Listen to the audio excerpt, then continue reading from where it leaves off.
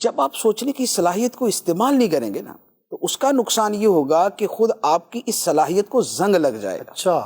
کیونکہ انسان کی صلاحیتوں کا معاملہ یہ ہے کہ جس صلاحیت کو جتنا استعمال کیا جائے وہ بڑھتی جاتی ہے، جتنا کم استعمال کیا جائے وہ اتنی جو ہے وہ کم ہوتی جاتی ہے اور اس کو زنگ لگ جاتا ہے. صحیح. تو سوچ جتنی استعمال کریں گے آپ کی سوچنے کی صلاحیت بڑھ جائے گی. صحیح. اور دنیا جہان کے کاموں کی ترقی کا مدار سوچ کے اوپر. بے شک.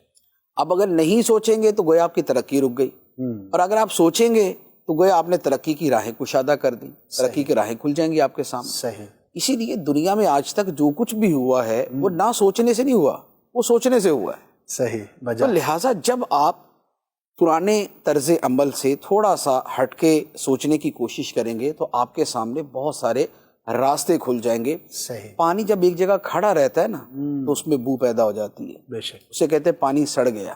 جی. لیکن پانی اگر رواں رہے تو اس میں تازگی رہتی ہے، صحیح. اس میں خوشگوار پن رہتا ہے. سوچ کا معاملہ بالکل پانی کی طرح ہوتا ہے. واہ. اگر وہ ٹھہری رہے تو اس کے اندر بو پیدا ہو جاتی ہے اور وہ مر جاتی ہے، اور اگر وہ رواں رہے تو اس کے اندر تازگی پیدا ہوتی ہے اور وہ ایک فریش جو چیز ہے وہ لوگوں کے اندر آتی رہتی ہے. صحیح. اور پھر لوگوں کا جو رجوع اور رجحان ہوتا ہے نا جی. وہ بھی ہمیشہ سوچنے والے کی طرف ہوتا ہے، بے شک. نہ سوچنے والے کی طرف نہیں ہوتا. دنیا کو سوچ والے بندے چاہیے، نہ سوچنے والے بندے نہیں چاہیے.